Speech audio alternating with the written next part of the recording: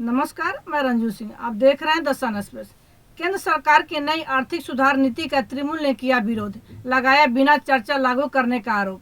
सरकारी कार्यों में निजी कंपनियों की भागीदारी और लोक सेवाओं से जुड़े कार्यों में प्राइवेट कंपनियों की हिस्सेदारी को लेकर सत्तारूढ़ तृणमूल कांग्रेस ने केंद्र की नरेंद्र मोदी सरकार पर हमला बोला है।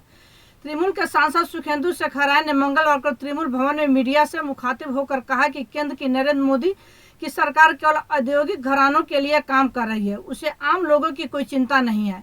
राय ने कहा कि केंद्र की इस नई नीति की वजह से सरकारी कामों में भी निजी कंपनियों को लोगों को बिना किसी नियम कानून काम पर रखने और बिना वजह हटाने की अनुमति मिल जाएगी, जो लोकतांत्रिक अधिकारों से परे बात है।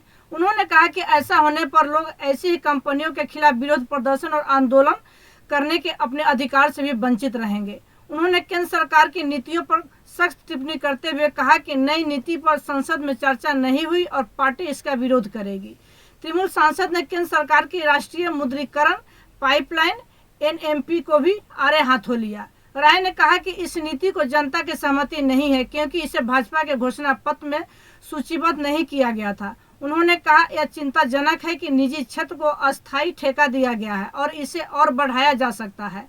यह पारिस्थितिकी तंत्र को नष्ट कर देगा, कार्य सुरक्षा मौजूद नहीं होगी और मन मुताबिक किसी को भी काम पर रख लिया जाएगा और जिसे मर्जी हटा दिया जाएगा। किसी भी हड़ताल या विरोध की अनुमति नहीं दी जाएगी। सरकार ऐसा इसलिए कर रही है क्योंकि वह दिवालिया हो गई है। यह जनता के लिए नहीं बल्कि कारपोरेट कंपनियों के लिए काम कर रही है। हम इस तरीके के आर्थिक सुधारों का विरोध करते हैं। उनके अनुसार राष्ट्रीय राजमार्ग के 26,700 किलोमीटर सड़क, 400 स्टेशन और 150 ट्रेनें, विद्युत की 42,000 सर्किट लाइनें, राष्ट्रीय गैस पाइपलाइन निजी क्षेत्र को लीज पर दी जाएगी। तृणमूल अन्य दलों के साथ विरोध की रूपरेखा पर चर्चा करेगी। सुखेंदु शेखर राय ने कहा, हम अन्य पार्टियों से चर्चा करने के बाद एकजुट होकर विरोध करेंगे। उन्होंने आगे कहा कि 4,000 किलोमीटर की तेल पाइपलाइन, बीएसएनएल, एमटीएनएल टावर भी निजी क्षेत्रों को दिए जाएंगे। कोयला और अन्य खनिज परियोजनाएं, 21 हवाई अड्डे, 31 बंदरगाह, 2 खेल स्टेडियम भी लीज पर दिए जाएंगे। उन्होंने कहा इस पार्टी का मुख्य उद्देश्य व्यापार करना है।